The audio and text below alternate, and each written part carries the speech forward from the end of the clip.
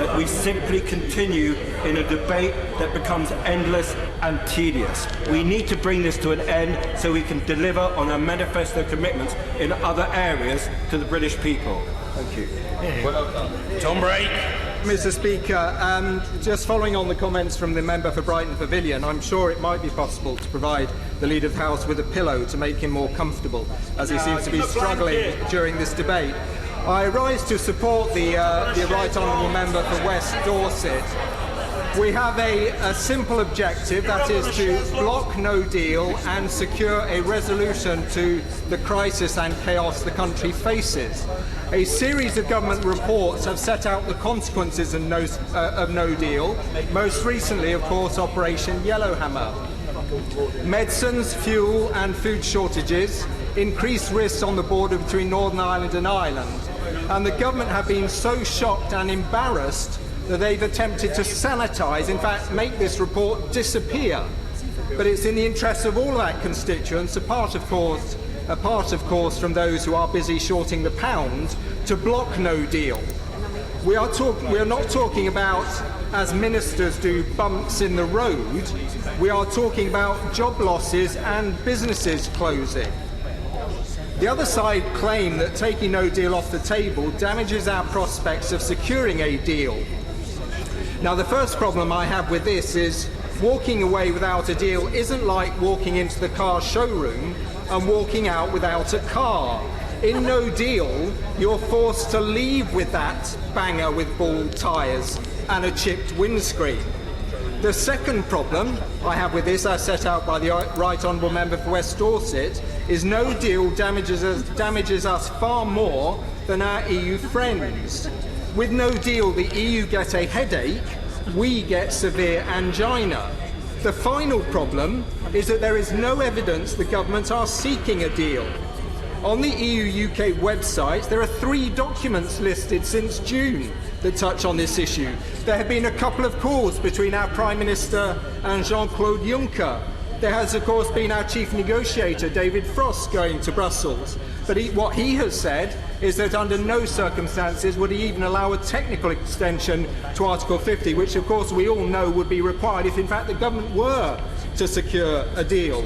I've asked colleagues in the European Parliament, we've asked Guy Verhofstadt, is there any evidence whatsoever that the government are seeking a deal? And the answer is there is total radio silence from the UK government on deal negotiations. And of course we've had the charming Dominic Cummings, the man who has staff escorted off the premises by armed police officers who let the cat out of the bag when he said that the negotiations are sham. To conclude, tonight, Mr. Speaker, we must act. 1, to stop a calamitous, jobs-destroying, influence-sapping no-deal Brexit. 2, to force the government to find a way out of a paralysis which is destroying our country's credibility, tearing communities apart, and stopping the government dealing with the real problems we face as a nation, and allow the people to express their views on its appropriateness through a people's vote. And finally, to demonstrate that the UK Parliament will resist the shutdown of our democracy and the authoritarian power grab of a rogue minority government.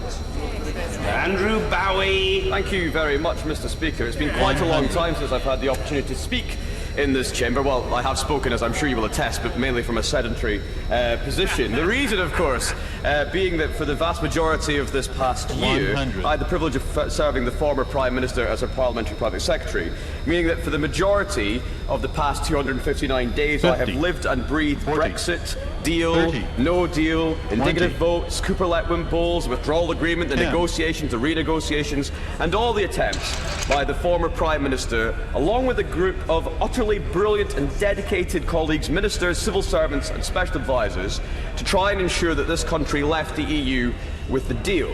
And I did so not just because it wasn't the job, but because I genuinely, completely and utterly believe that for my constituents, for this country, for our union, for its businesses and for our economy, it was the only rational and sensible thing to do.